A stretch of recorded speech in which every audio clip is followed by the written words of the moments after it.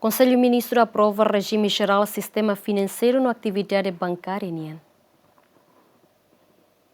Lihusi reunião Conselho Ministro e sexta-ne aprova uma projeto proposta lei com o regime geral sistema financeiro na atividade bancária nebe apresenta o ministra Finanças Santina Cardoso. Projeto proposta lei dane hetan ona deliberação e soromutu Conselho Ministro e lorong hat fulan junho tinang riroron rasin 5 mas be tambah mudança balung durante fase redação final precisa atau submete fali ba deliberação liutan.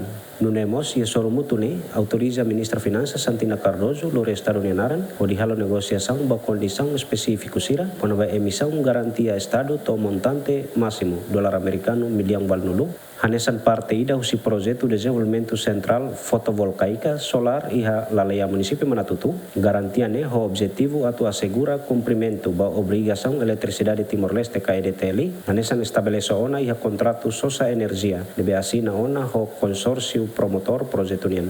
Projeto ne se implementa usi consórcio nebe composto usi EDF Renovables International no usi Environment Investment Pacific. Objetivo maka atu hasai capacidade nacional produção nian. No distribuição eletricidade, diversifica fontes energéticas, no incentiva a utilização tecnologia sustentável sira, o foco ba potencial energia solar na sang nenian, inisiativa idane se contribui ho di cria sistema energético ida nebe seguro, estável, no sustentável liu, lori benefício direto ba população no ho di incentiva desenvolvimento econômico. Projeto ne lança oficialmente a lorong ronros rua fulan julho durante cerimônia comemoração aniversário EDTL nian, Badala 5. Além de diretora executiva East Timor Trading Group apresenta com o plano investimento grupo nian ho di hari zona industrial no comercial. Projeto prevê atu hari centro industrial comercial no logístico o investimento privado $1 milhão americano 5 Aderto Ximenes Bemida Ximenes Jemen.